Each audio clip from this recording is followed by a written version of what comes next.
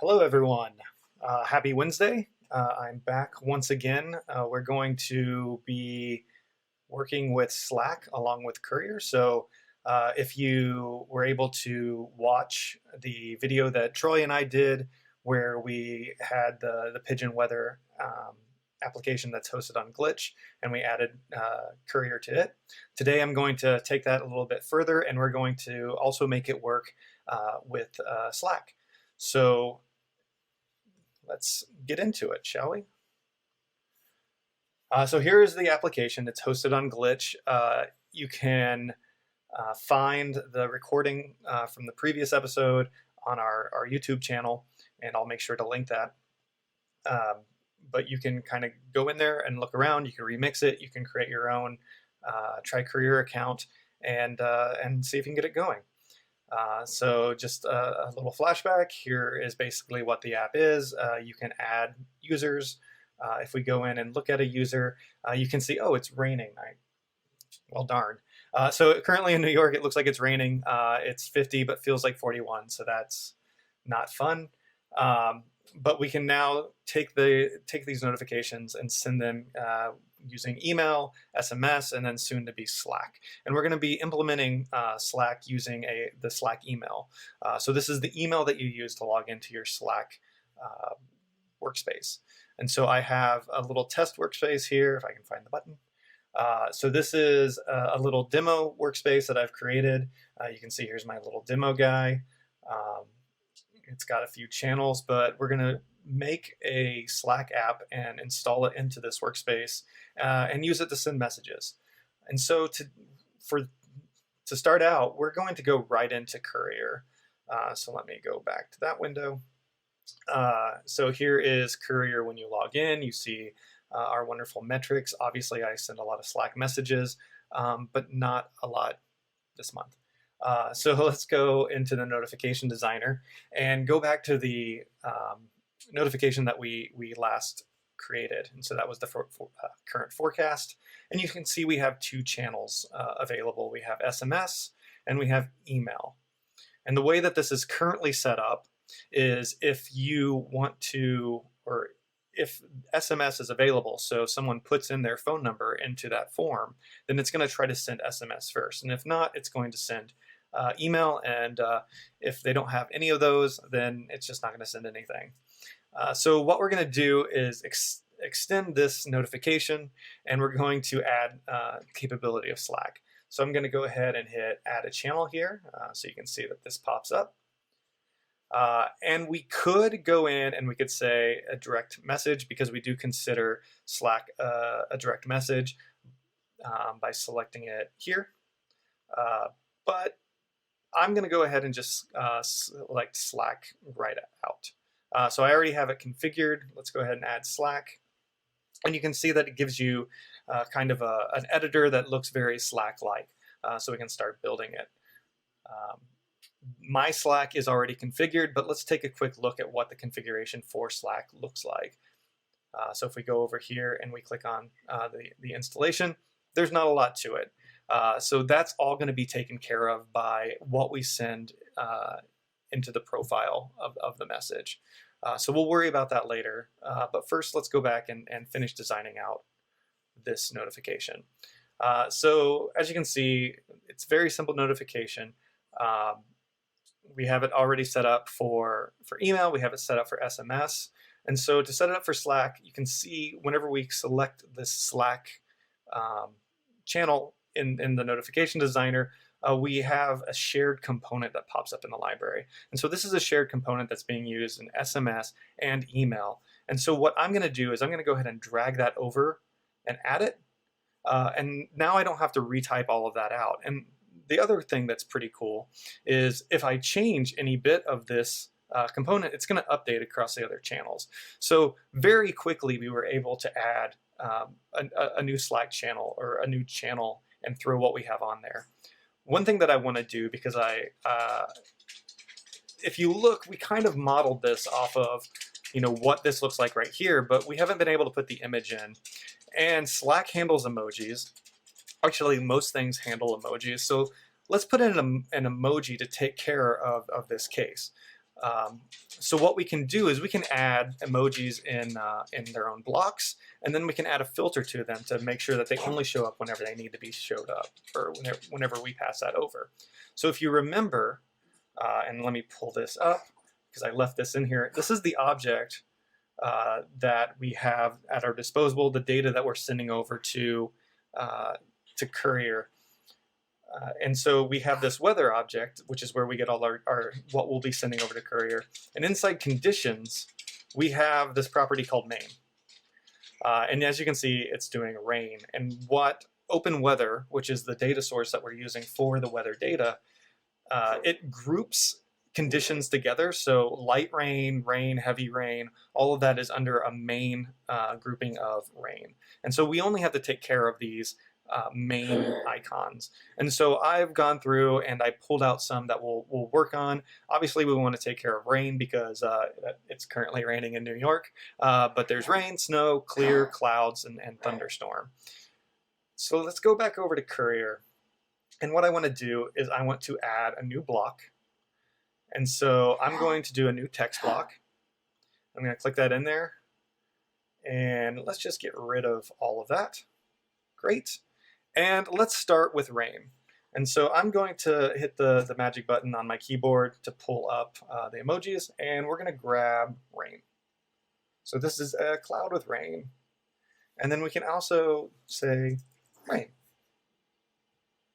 Or actually, we've got the condition in here, so I'm going to take that out. Cool. So I'm going to take this, I'm going to drag it above. And now what I'm going to do is click on this little funnel, which is our filter. And I'm going to say hide the block when, and this is, again, the object that we're passing over in the data.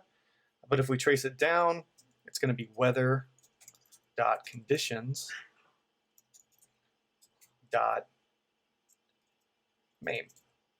And we want to make sure, we want to hide that whenever it is not equal to, and I believe it's capital, rain. And so what this is, this property is actually a JSON path. And the way that our JSON paths, well, actually, so we're saying from the source data, so what you pass over in the data property, there's all of this data. And so I know that at the top level in data, I passed over weather, and then you can just trace the JSON path down to get to the property you want. So weather.conditions.main. And so this will only show up whenever it's being passed over as rain. And so we can quickly create some more of these. Let's see, what do we got? 1, 2, 3, 4. So let's go 1, 2, 3, 4. And the next one, oops, okay, let's clear this out. What we'll do is we'll put in the emoji for thunderstorm, and we'll set this one. We'll add another source, and we'll say weather.conditions.main is not equal to thunderstorm.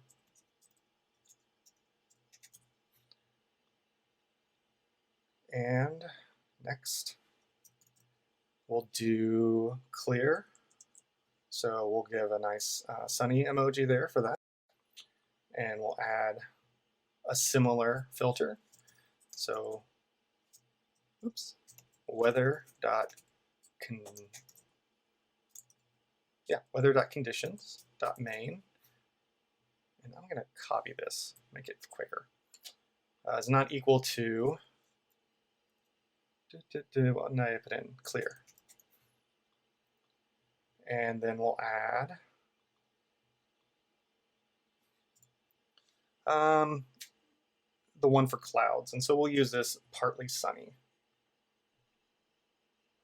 Where is it? There it is. And then we'll add another block. And clouds. And then the last one is snow. Hopefully this one doesn't show up, at least not for me. We'll put in snow. Now, I'm putting in the emojis directly, and the way Slack will handle that is it will find the closest one, or it will just not, or yeah, I think it will just not put it if it doesn't handle it. But it's smart enough to make the transition into the Slack notation for emojis. So if you do colon sunny colon, it will translate that then to an emoji for you. What is nice about the way that I'm doing it with the actual emojis, I can use this in other places. Um, so I could have just said colon sunny colon in this text block, but if I wanted to say add this functionality to SMS so it shows the emoji for the current conditions, it wouldn't really work. And the way we do things with Courier is we want to make things as kind of repeatable as possible so you can get new channels up and going. All right, so did I do the filter for this? I did not. So there's that. It's not equal to, and this was snow. Okay, and so I'm going to take these and I'm going to move them up to the top because we want the emoji to come in over the weather information. So only one of these should show. If we come into a case where one of the many other main property values comes over, then it's just not going to show anything. So it's not going to be terrible. Okay, so this is actually done. So we can wire up the rest, but because let's add the rest of these to SMS. So since we extended this functionality into Slack, it's so easy to add this to the rest of our channels. So I can simply drag these from the libraries. So here's all of the shared content, and I'll just put these all up at the top. And you notice that all the filters stayed in place in the shared content. So that's really handy. So I was able to add a new feature to one channel and then quickly copy it over to the others. So that's great. That's actually all we need to do in Courier to set up a Slack notification. So the next thing we need to do is kind of finish the integration, and that involves a Slack app. So if you have your own Slack app, we can totally use it. I currently don't have one for this example, so I'm going to make it. It could be the case that you don't have a Slack app, but you want to send messages. So we'll walk through creating that. If you have one, it's probably just going to be adding some scopes. You might already have those scopes in there, so it would be grabbing some data from that. So let's see. Let's take a look at the documentation. So we have documentation. If you go on through here, over here, this is a direct message integration. And so you can see Slack right here. And so there's some information about the Slack app requirements. So yeah, we have to have an existing or a new basic app, and there is a link there for you how to do it. And then some information about the scopes. So to send any messages to Slack, you have to have the Slack:(write) scope. And then additional ones will be required based on the type of message you sent. So we can send messages to a channel, or we can send it via DM to a person. We are going to send it via DM, so we'll scroll down and see what other scopes we need. But the other part that we're going to need is the bot user OAuth access token, and we're going to be grabbing that as soon as I make one. And then everything is based on like what we send into the profile requirements. If you remember from the last episode, we were setting up a profile for each user that was in this app, and we were giving it the appropriate properties based on what they filled in. So if they gave us an email, there was in the profile object, there was an email property. If they gave us a phone number, there was a phone_number property. And so what we're going to be doing is extending that. If they give us the information that we need for Slack, we're going to be including a Slack object. And what that takes is going to depend on how we decide to implement it. So, hey, oh, I believe that's Troy. Hey, Troy. Hey, Troy. Awesome. So looking at the profile, sorry, the properties we'll need for the profile, we already know that we're going to need this auth token. We'll look at that. But then we need one other piece of information. So if we are sending to a channel, we just need, and this is not the order that I thought. I think I took it out. So we would basically just need a channel ID. There it is. All right, so it would look like this. We would have a Slack object, we'd have an access token, and we'd have a channel ID. We're not doing that today. We're going to be sending a direct message. So there's a few different ways that you can do that. You can send a user ID. There are different ways of discovering that. You can also implement your own Slack button. We're going to be doing that in a future episode, but to get up and running, we're going to use this option where you can use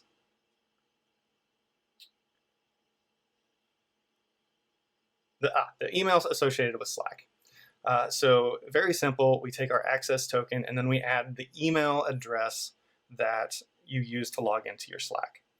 So that if you are using, say, like Google Auth, it's going to be your Google email address. If you're just using email and password, it's going to be that email that you set it up with. And so this is kind of a nicety that we added in. So if you give us that user ID or that email, we're actually going to translate that into the user ID for you, just to kind of take some steps out of it. But in order to do that, we're going to have to make sure that we have some additional scopes granted. So because we are sending a direct message, we need to make sure that our app also has the I am right scope. So that's one. So we've got chat right, I am right. And then because we're using the email associated with Slack, we need to go ahead and add the user's read and the user's read.email. And that just allows us to do that translation from email to user ID. Not a big deal. Okay. So now we can go in and actually create our Slack API. And you do that by going to api.slack.com, and then you can click on your apps and we'll take you to this page. So I already have one test bot that I'm actually using in my Courier workspace, but let's create a new one that we're going to install into this Courier test workspace. So we'll start by creating a new app. Need to give it a name, so I'm going to call it Pigeon weather.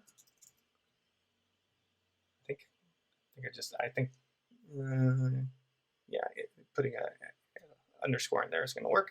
And then we'll select the development Slack workspace. So this is the workspace that it's going to be installed in while you're developing. So there are things that you can do later to make this a distributable Slack app. We're not going to cover that right now, but we're going to get it working in our development Slack workspace, which is going to be Courier test.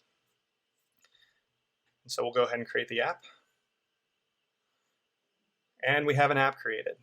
One thing that I like to do is to come into, so here's all of the different app credentials. I like to come in here and give it the app name or give it an icon. I have one here. Let's say that. We'll let that update.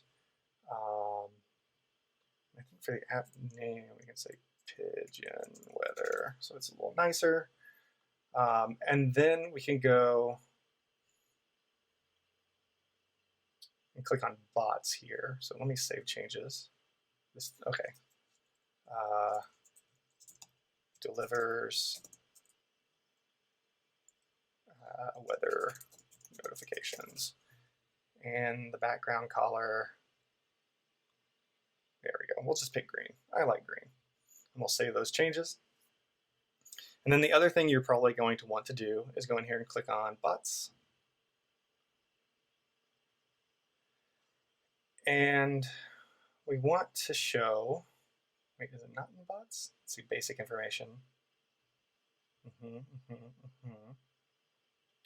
Where did it go? I swear everything's changing. I bet it's because we haven't installed it yet. So we'll go back and do this later. So let's go ahead and set our OAuth permissions. And so we don't have any redirect URLs right now, but we can go ahead and add some scopes. So we want to add bot token scopes, and we need to add chat right. We need to add IM right. And then we also need to add those two that does yeah. It's like I couldn't find a pigeon emoji for some reason, and so I just added that. Yeah, why is the pigeon red? Yeah, you know, who knows? So we need to add the scopes that allow us to translate the email into a user ID. So I'm going to do users read, and I'm going to go ahead and click the email one first, because that will tell me that you need both of them, and I can just say add both, and so I don't have to add users read and read that email, because it kind of takes care of that for me. And so these are all the scopes that our bot needs to be able to send the message and translate the email into a user ID. So I'm going to go ahead and install the app to the workspace, and I'm going to allow it. All right, and then I think if we go back here, there we go. So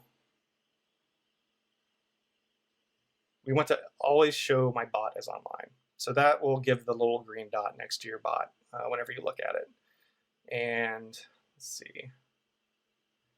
I jumped the gun. So I'm going to go ahead and change that to something nicer looking rather than having the underscore. And now if we go over to our Slack application, we can see that we have Pigeon weather. It might take a few minutes for that to refresh to show the nice name, but we have an app running in our, okay, yeah, it still might take a minute, or I need to reinstall it. Let's do that. So if we go back over to these OAuth permissions, and we'll reinstall it. Yeah.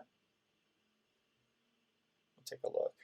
Okay, it'll change. But we have a basic app with the scopes necessary to send messages in our test application. So we're good there.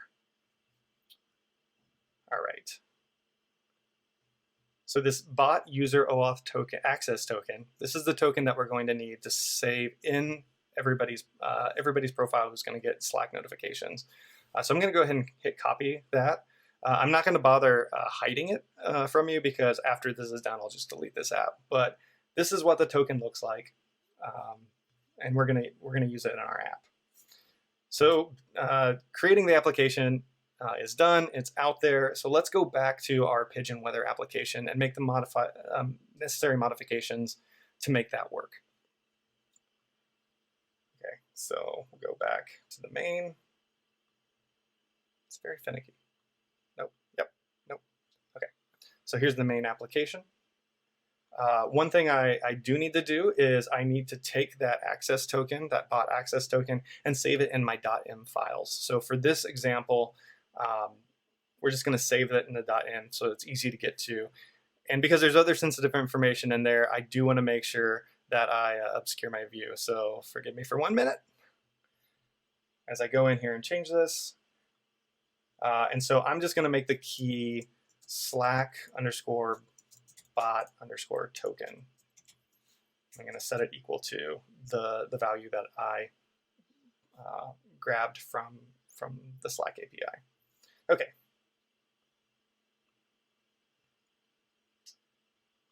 Back to that. All right. And so now you can see that when we go in here, there's actually no place to collect this information. Before this recording, or before the stream actually, I decided to go ahead and fill the control out, because I didn't really want to spend a lot of time building a React component. I want to get to the good stuff.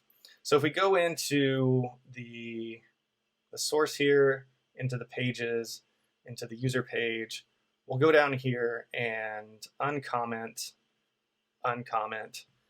this control that I made. So I'm going to take that part out and this part out, and I'm going to format the file.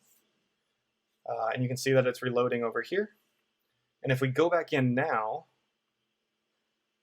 we can see that there's a new field for Slack email. Now you'll find that a lot of times the email that they're using for an email notification is the same one that they use to log into Slack. So one thing I did with this component is I added this nice little use email checkbox. So it just grays out that Slack email and fills it in with what you have the email in there. So you can either do, adrian.demo.2@gmail.com, or you can just use the one that's up there. That way, makes it easier for the users. For this example, they do happen to be the same for me. So this adrian.demo@gmail.com is the email address that I use to sign on to that workspace. So I'm going to go ahead. Actually, if I hit save, it's not going to do anything. That's the part that we need to build next. So whenever I do hit save, it sends the information to our backend. And do we have what that looks like? So basically, it just adds a property onto this object here. It might be a little difficult to see. That is a Slack object, and it contains an email in it. So let's go back over to the code, and we'll look at our users' routes. So this is where we made all the modifications before to update that. So we'll just start by going through the routes. The find one user. Actually, the gets are fine. The gets know. Do they know what to do? Actually, we're not putting it in there. So let's do.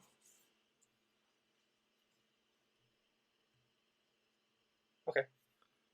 So we need to add on another property, which is Slack. And that is going to be profile.slack. So we're going to save it in the profile object in the Slack key. Should have done this a different way around. Yeah. And so that would, we'll say, or we'll make it an empty object just to make sure we're handling things right. Because it's possible that you might not have a Slack in your profile if you haven't saved it. Okay, so post. So whenever we create user, you can see that we are grabbing out the information about the phone number and an email, and this is what's going to be used to create the profile using the profile API. So let's go ahead and add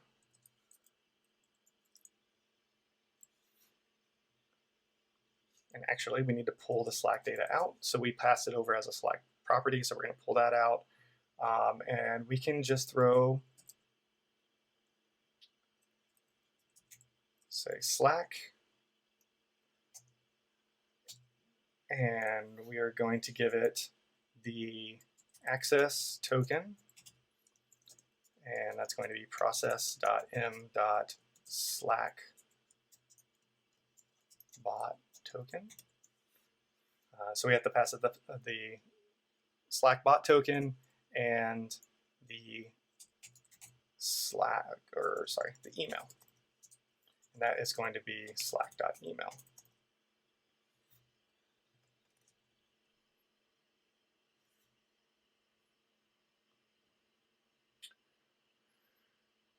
And it might not always come over. So let's do Slack and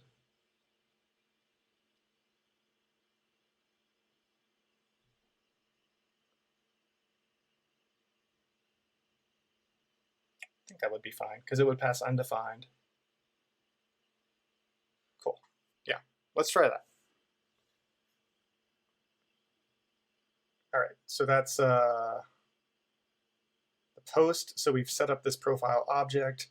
It is going to do a replace and pass that in with the user ID, and then add it on to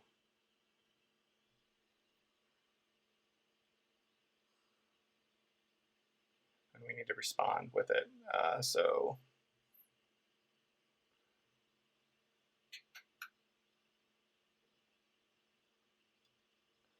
this is actually going to be, so if there is Slack and Slack.email, we only want to do it if an email is passed over in the Slack object. And let's do,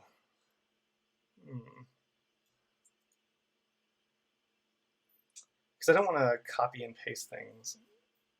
Or actually, I know what I want to do.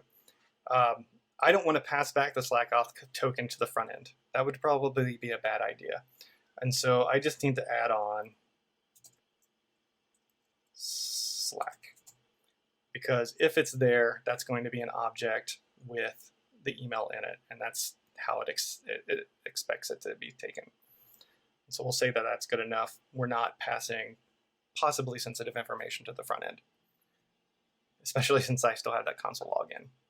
All right, update user. We're going to do something very similar where we need to add, and I'm just going to copy this part because we're going to be pulling off the Slack object. So again, we need to do Slack here. Yep. So whenever you the website does a put against the ID, the user ID, it's going to be passing the Slack object as well. So we'll get that, and we'll do the same thing if there is a Slack object and it has an email. And I wonder if I should do an email.length. Yeah, you'd probably be fine. Then we're going to update the profile by giving it the email and the access token.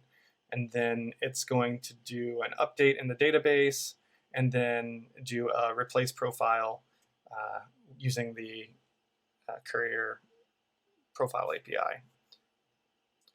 Cool, and we don't have to worry about passing anything back because that just sends a status and how many were updated. And then for delete user, we don't have to do anything for that. So that's great because we're just destroying it. And we're doing that by doing a replace profile and sending in a blank object. Nice. All right. So for good measure, I'll hit format there. Now let's see if this will work. I can see you thinking over here. All right, so that's going to refresh. So let's go into my record. And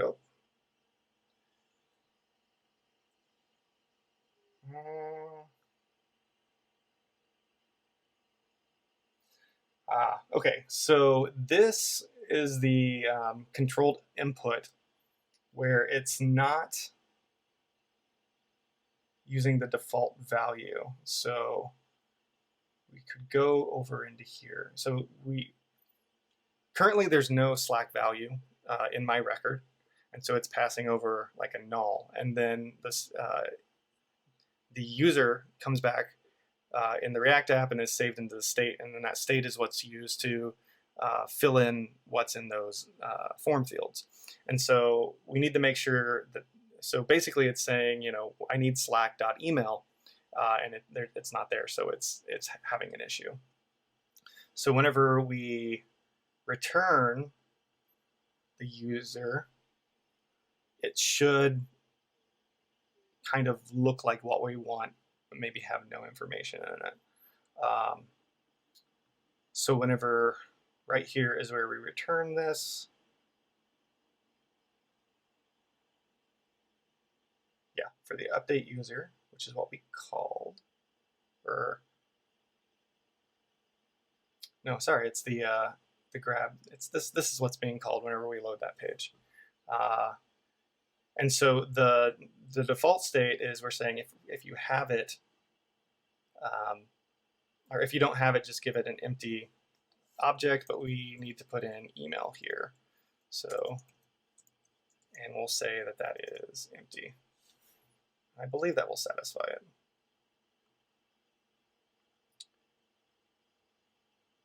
It's waiting.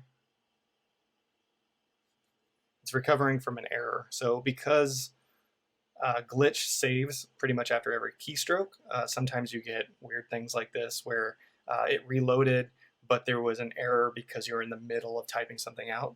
And so you just have to wait for it to reload. One thing to mention is today that Glitch came out with like a pro version or a boosted version, which gives you the ability to keep things running, and it's nice. Go check it out. All right, so let's go back into mine. Good, no error, and I'll simply say use email, and I'll save. Great, we got a success. And just to double check, I'm going to go back out and go back in, and this is still set. So awesome. So now, oh my gosh, are we done? I think we might be done. So we added the integration, we designed the notification, we created our Slack app, and we just updated our app. And if you go out here, one thing that I added kind of behind the scenes was there's little icons for what channels are available. Awesome. So this one has email and Slack. And before we give this a test, let's go in and make sure, okay, so this is something.